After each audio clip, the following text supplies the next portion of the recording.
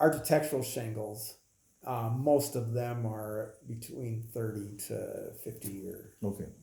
The three tabs, most of the three tab shingles are only, are down around between 20 to 30 year.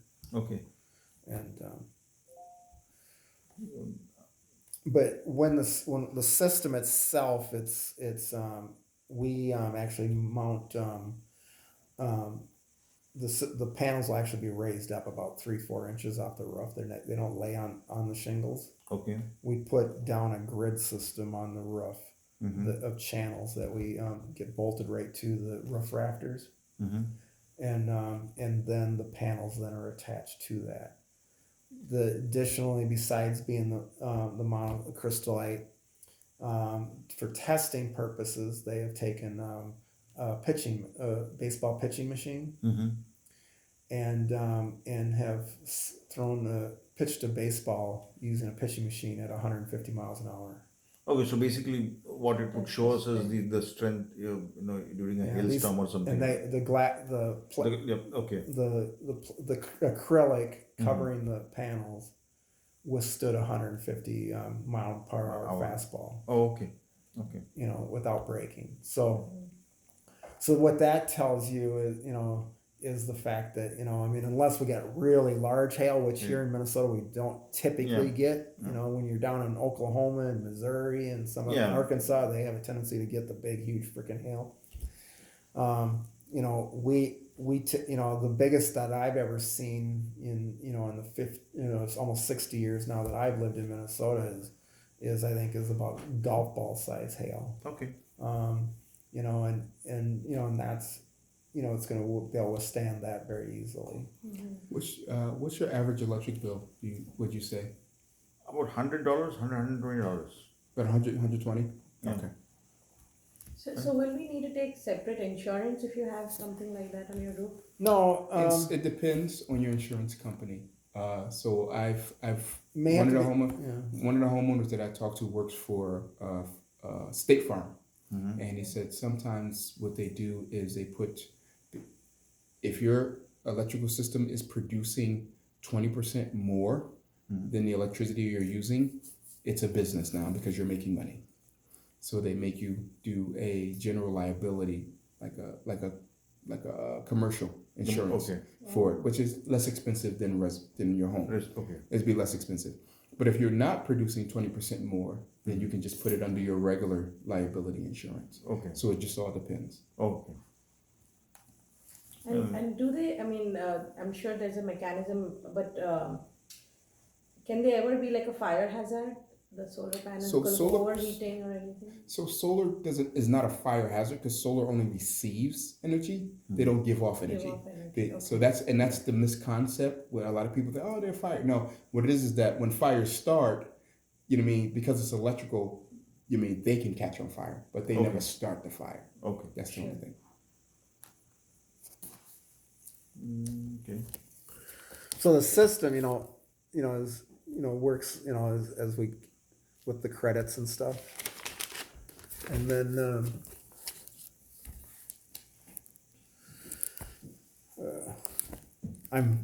he's gone through this quite a few times, but this is the first time. It's his first time. May be hard on him. Ask him lots of questions. Feel free to be hard on me. But, so this is, what's it going to cost, right? So currently, you're currently paying X number of dollars every month, right? Which fluctuates up and down every month depending on your usage, and that we know is going to increase. And one of the other things about currently, as you're paying electricity, you're in a lifelong lease. Yeah, true. And so and it's controlled by the electric company. It's the old monopoly figure, and so they're essentially pulling all the controls of how what they're going to charge you, and everything. The only control you have is useless. Is how much you're going to use. Right, as to how much you're going to use. Are you going to get rid of if you've got like in my house, I've got a refrigerator upstairs. I've got a refrigerator downstairs, and I have an upright freezer downstairs. Oh. plus I have a dehumidifier and all that kind of stuff, and so the only way I can, we'd be able to, reduce my electric expenses is one would be to get rid of that refrigerator in the basement, maybe get rid of the freezer in the basement, and switching to LED lights, or getting rid of some of my computers or some of my TV, unplugging some of my TVs that I have or, whatever. And, so otherwise I have no control over what Excel or what Minnesota Valley is going to charge me. And so that was one of the biggest things for me as to why I even started looking at solar. And I started looking about 10 years ago.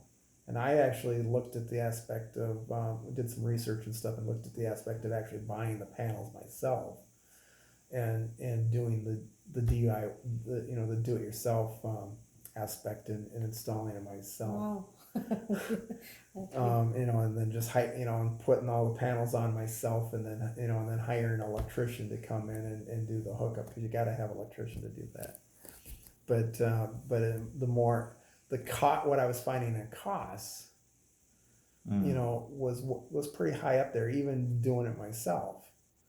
And and so when Howard came out and showed me the numbers, and I'm like, oh, let's do it. And it was a hard sell for my wife, because when I had set up the appointment, my wife's an RN, registered nurse, and works straight nights. So she works from 7 o'clock at night to 7:30 in the morning. And I thought my wife was going to be at work the night that Howard came out. Plus on top of this, right, he came out on Tuesday, and I had a brain fart thinking that the appointment wasn't until Thursday. So here it was like 8, and he was running a little late. So it was about 8:30, it was 8:15, something like that, about 15 minutes or so after the appointment because he was running a little late. All of a sudden, I hear bam, bam, bam, bam. And I'm like, what the hell? So my wife gets up and she answered the door because and I'll be real honest with you. I was within about 5 minutes of whipping the shirt off and dropping the drawers and getting all nice and comfy because I have a torn meniscus and bad knee, and so I'm taking my braces off and stuff and getting comfortable and to relax it for the next hour or so before I went to bed. And and also the door, hearing the door knock, and I'm like because it caught me off guard, and I'm like and then she answers the door and he goes, "Hi, this is Howard. I'm the solar guy." And I'm like, oh, So him and I went out in the kitchen. My wife was sitting in her chair and watching TV, and she likes watching A&E, and so she's like watching Live PD and all those cool shows. And so she's kind of listening as Howard is doing the presentation with me and stuff. And then we got her involved, in with doing the qualifications and stuff, but she was sitting there, no, I don't want to do it. Once we even got the numbers and stuff, she's like, no, I don't want to do this. I don't think we can afford it. And I want to, got to check, and because we had just bought it. In October of this last year, I had a 2010 Equinox that got totaled out by a deer down in Story City, Iowa. I drove the 200 miles from Story City home, which I don't know. I can't believe I did that because or was able to because of how bad the damage was. But the vehicle got totaled out 2 days later. I ended up dropping $14,000 for a 2010 Traverse. And then we've had a whole bunch of other expenses that we had to buy. Just recently, I had to buy a new washer and dryer because the washer went puke. And and stuff, and so she's like, well, I don't think we can afford it, and I said, well, I said to her, well, let's run the numbers and find out what it is. And then we found the numbers and found out where with our federal and discounts and all that, what we're and I started looking at the numbers, and I'm like, well, wait a minute, that's not bad, and so I go, but she was still against it, and what I finally sold her on the aspect was that we're locking in our electrical payment at today's dollars and not future dollars. You know, we're not going to be paying that $500 a month, 10 years or 15 years down the road. We're going to be paying this, and in our case, it's our system is going to cost us $120 a month for the 20 years. And, but my average electric bill for the usage that I currently use is about $150 a month with Excel. So I'm, figuring, I'm saving $30 a month. And, and going on, and as I said to her, I said, we're going on the budget plan for the next 20 years. It's going to be plus any extra that we use. And if you use more, then, at the end of every 12 months, with electric companies, whenever the individual company has their end of their corporate year, so which is usually like January, February kind of time frame, the debits and credits balance out to zero. And so if you start new. So you start new every 12 months. And but if you have at the end of that 12-month period of time, if you have credits, the electric company writes you a check. So you in February, in March or April, whatever, you might end up getting a check for, say $100 or $50 or, or whatever that is. Mm-hmm. And, and so, kind of a surprise, right? Good, nice little way to, and I was thinking, well, geez, okay, we get that, and take that, that extra, whatever that check is and turn around and dump that back into it. And there is no, on the financing's 4.9%. Mm-hmm. If you pay by check, it does go up another 0.5%. But if you do automatic payments, then it's at 4.9. Excuse me. And so and there is no pre-penalty. That's there in Minnesota, there's no, right? I mean, right. yeah. So and the payments don't start for 60 days after the system is installed. Okay. So you guys, depending on what you've got, in stocks and bonds, or in that kind of stuff, and in your 401k or whatever, and if you're, how liquid your that kind of stuff is, right? You could literally, sign up, get the rebates and all that, and at 61 days after the system is installed, write the check. And so what would be the upfront? I mean, the initial capex, so to say. There's none. Okay. We, most, like a lot of companies, construction contractors, like if you were to have your kitchen remodeled, right? Okay. Which might, let's say it costs you $30,000 to get the kitchen remodeled. Well, that contractor is going to come out and he's going to want 10% or 20% down. Correct. To start before he'll even start the job. Right. With us it's zero down. No, so but what kind of project costs are we looking at here? I mean, when you say none, but there'll be a tenure, right? A timeline, right? It's a 20-year. You pay it off over 20 years. So what is that? I mean, what is the amount that is getting apportioned or amortized? Basically, he wants to know what's going to be the cost of his system. Yeah. The cost of your system. I'm sorry. The cost of your system. In order to figure out what your system, how much your system is going to cost, we need to do the first step of doing the financial qualification. In that process of doing the financial qualification, which is with getting that current bill here, that tells us how much. But really quickly, just because he's still training. Yeah, sure. The cost of your system, it was based on the bill you sent me. Okay. So because that determined how many panels you need.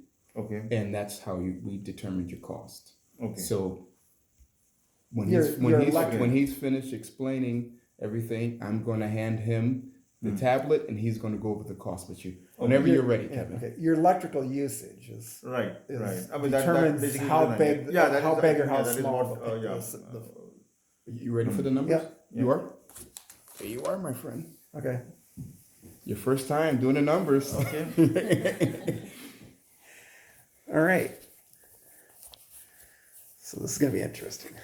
This is his first time doing it, so bear with him. Yes. Sure. And He's seen me do it a couple times. Yeah, but, and you know, I've been sitting like this, you know, and his side kind of seeing this, but not seeing it, right? I've never sat on your side to watch it, so this is going to be interesting, you know. So, first of all, Solus is we're A+ rating by the Better Business Bureau. Good job. And literally, you know, the Better Business Bureau rates one of the main factors that the Better Business Bureau rates companies is on, and not so much on their complaints of how many complaints they get, On the but resolution. on how well they respond to Yeah. those complaints. Every single time that Solus has had a complaint, we've answered and responded to every single customer. We have not had one that we have not responded to. So we have very happy customers. We're a full service provider. So as a full service provider, we're not out here selling you the system and then hiring another contractor or subcontractor to come out and install the system, Okay. and then hiring someone else to to maintain, to do the warranty work. And so, It's end to end. right. So like if you call up Anderson Windows, and renew Anderson, you get the same thing. You call them up, and if you have a problem with your door, it's the same installer. A lot of times it comes out, right? And we use top tier panels. These are the best panels that you can get for residential. They're fast installs. Our installs are normally installed on an average of 1 to 2 days. Okay. Most of the time. Of course, weather or whatever sometimes can factor that a little bit longer. And and we have a really good process in quality control. So right now, as today, as we went over, right now you're buying your power from the electric company, and we're in that, fraternal, forever lease. Utility rates are going to go up. This is your current, based off of your bill. Okay.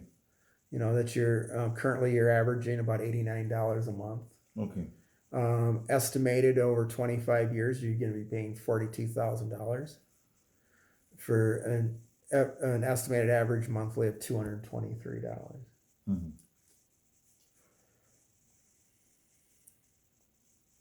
So here, key proposal. Here's the proposal assumptions and inputs. The loan amount would be 18,228. Okay. Your APR, the 4.99. It's a 20-year term. Mm-hmm. So you'd have 92, or the first payment would be 92, or let's see. You have between payment 1 and payment 18, because we give you a month or a year and a half to get that federal credit, and so your payment would be $92. Federal credit comes as part of what, taxes? Yes. Right. Okay. So when we file our taxes, You get the federal credit. okay. Yes. And it's yearly, right? I mean, this year, like you said, it is 26%. Next year, it could be something that. So for this, this is the payment schedule for the solar tax credit.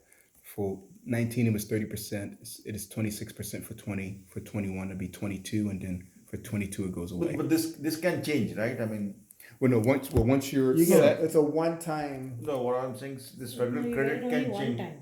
Meaning, It's a one-time. It's a lump sum. one-time- Once it's a lump sum. So let's It's say a- your system was You don't 100,000, get it you would every get year. 26,000 Oh, at the okay, end of the year. Okay. That's it. It's You would a get one. one It's a time. One-time one-time. credit. Right. It's a one-time. Oh, I was too optimistic. Okay. That would have been great, right? Yeah, I'd love it if it was. I agree. every year. I'm on your side. Yeah. credit. Yeah, give I me, mean, you know, give me that 26% credit every year. Right? yeah, I mean, I'm good with 26, 22 and then 0. Yes. Yeah.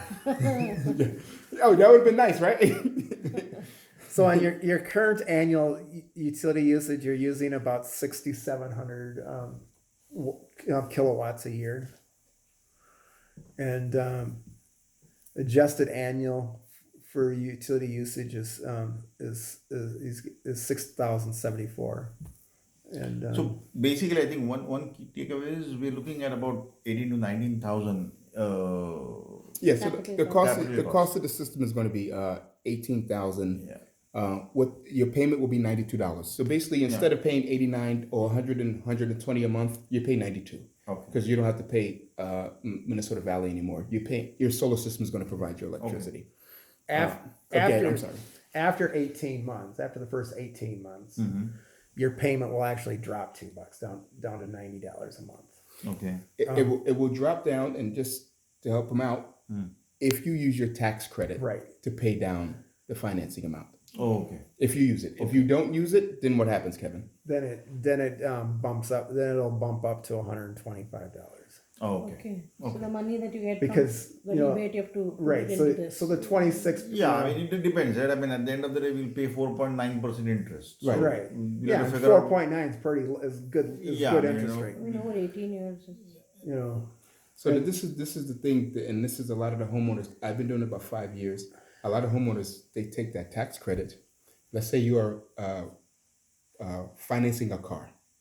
Your car payment is $400.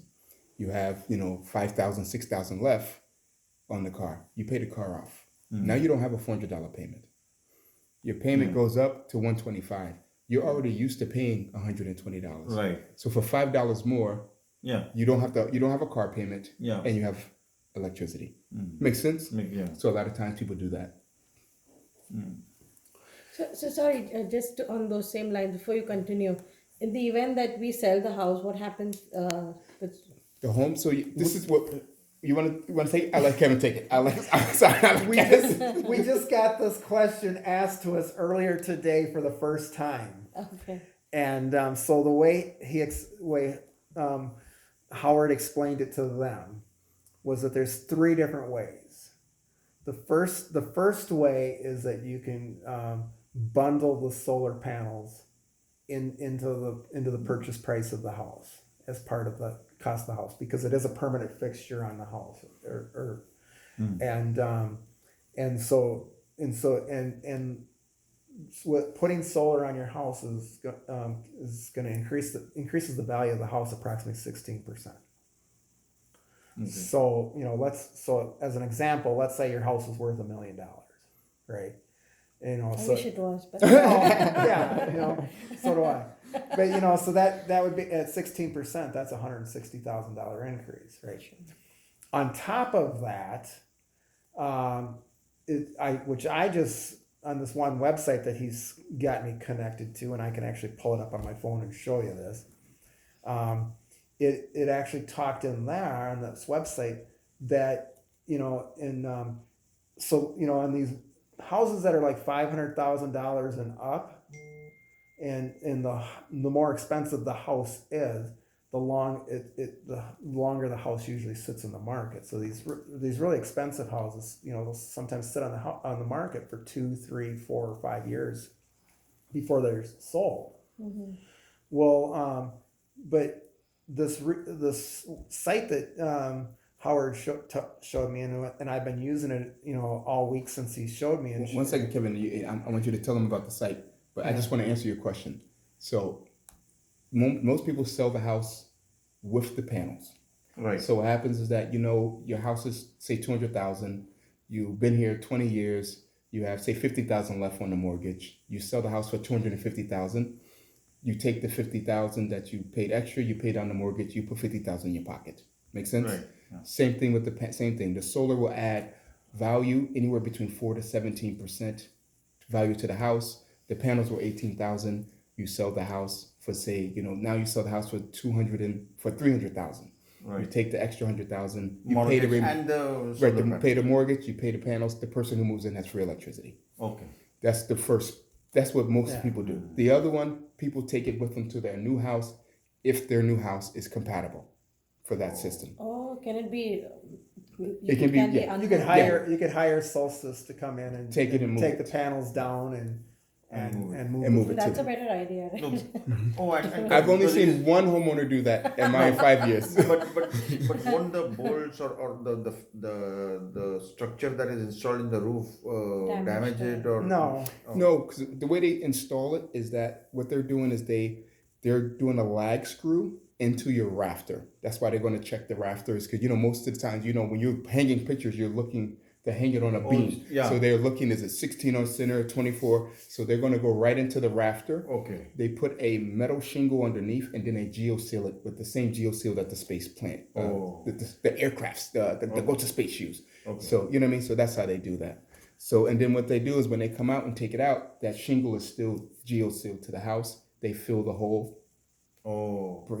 like the roof was never Yeah, touched. okay. The third way is that you have what your mortgage is, and then you have if you sold before you had the panels paid off, then you have the loan on the house for the panels, and then you negotiate with the buyer to where they assume The payments. your payments, and then they got to go through a qualifying process to see if they qualify. Okay. But it is, with them because they are affixed to the house. It's just like your just like your your air conditioner or your furnace, right? It's a fixture to the house. Your hardwood floors. Yeah. And I put pecan floors in. I'm taking them with me. And so most of the time, and from I have some fairly decent, relative decent knowledge of real estate, and so most of the time in a situation like that, it automatically just becomes part of the property of the house. Correct. Versus like a refrigerator now, unless the refrigerator is built in, but that refrigerator, or if you have a freestanding stove, and you're selling your house, those are things that you would or your washer and dryer. Those are items that would be negotiated in the sale process that the buyer actually buys in addition to the house. In most cases. Is that a picture of our house? Yes. Yes. So this is what your solar panel, what your grid is going to be looking like. So it's going to be on. It'll be on the south side. Okay. So is this the only place that can be put, or it can be put on Oh the no, east, it west? could be put along here too. South is the best because South you get the is- most, right. Yeah. most energy. So mind you, let's say we put it on the north, you need more panels to get the power. Okay. So it costs you more money because you have more panels. And the thing, Same thing, yeah. east-west. I'm sorry. Kevin, this is your job. You based on when I pulled up and looked at your roof is approximately a 10-12 pitch roof, and so that having that 10-12 versus the ultimate would be the 12-12, but having a 10-12 pitch roof, because of the angle that your roof is, in which it puts the panels at that same angle.